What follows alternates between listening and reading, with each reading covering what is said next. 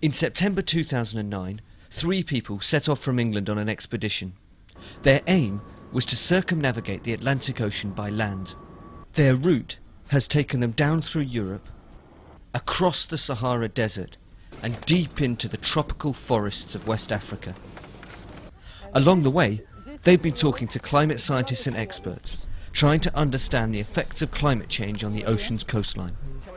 They have also been working with thousands of students around the ocean's edge, creating a network that allows pupils to share their own thoughts and ideas with each other. In January, they arrived in Ghana and met up with Dr. George Wiafi, a professor of oceanography at the University of Ghana, to ask him your own questions about climate change. Zoe W. at King's School, Ely, wants to know, do you believe climate change is real? And if you don't, what's the purpose of scaring people with news of floods and death? I believe climate change issues are real, but go beyond believing and say that factually it is real. There is recent evidence which shows that what we call greenhouse gases, carbon dioxide, methane, water vapor, and then nitrous oxides, these gases are increasing, and humans are contributing to this increment of these gases, and this is adding up to increase the level of temperatures. Thomas K., also at King's Ely, he says, do you think climate change is just a cycle that the Earth goes through? 30 years ago, people were talking about an ice age, but now they're talking about global warming. Climate change is a cycle. On its own, it's a cycle which occurs every 100,000 years, where we have glacial and then interglacial periods. But at present, human beings, by their activities, are increasing the rate at which the Earth during this interglacial period is warming. Tim G. from Maclean's College in New Zealand says, why does everyone seem to be dead certain on the fact that humans are the cause of climate change?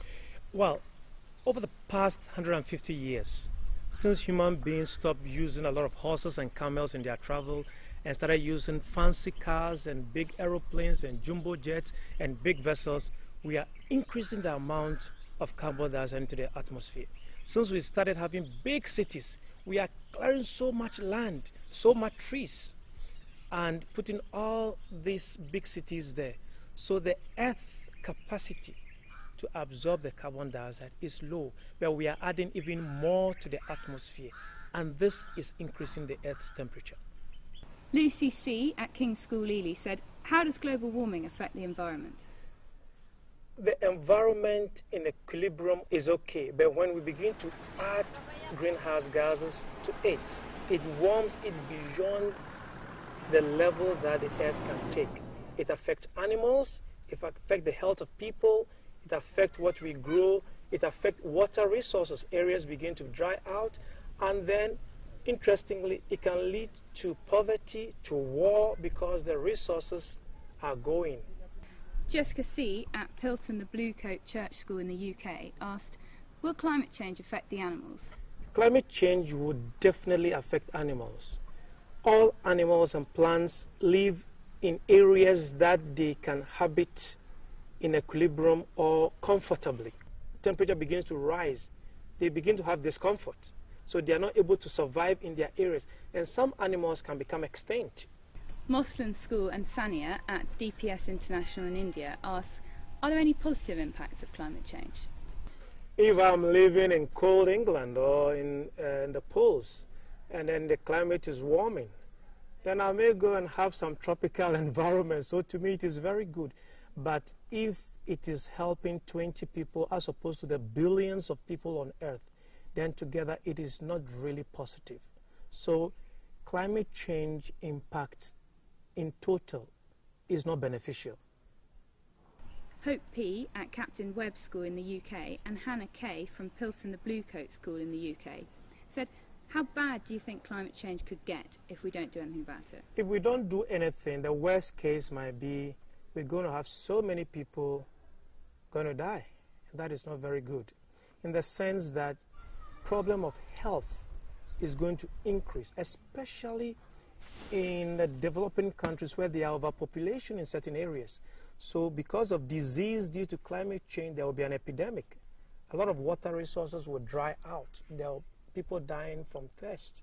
the desert areas are going to encroach more to areas which are not desert-like. So it is really going to affect humanity on Earth. Kia S. at Pilton asked, how long have we got to make a difference? We haven't got much time because climate change, temperatures are rising, and its impacts are being felt. Sea level is rising. We don't have much time at all. In terms of years, we can't count years. So that is why we need to put something in place now. It's been projected, or scientists say that in 100 years, the sea level will rise by 1.4 meters, and that is not good. So we must start doing something now. UGTS from Lalaji Memorial Amiga School in India asks, planting trees and using alternative sources of energy, are these the only way to combat global warming? Planting trees are very good because they help absorb the carbon dioxide, which is one of the greenhouse gases. But that is not enough. We need to cut down emissions from fuel by using, for example, vehicles that burn efficiently using biofuels.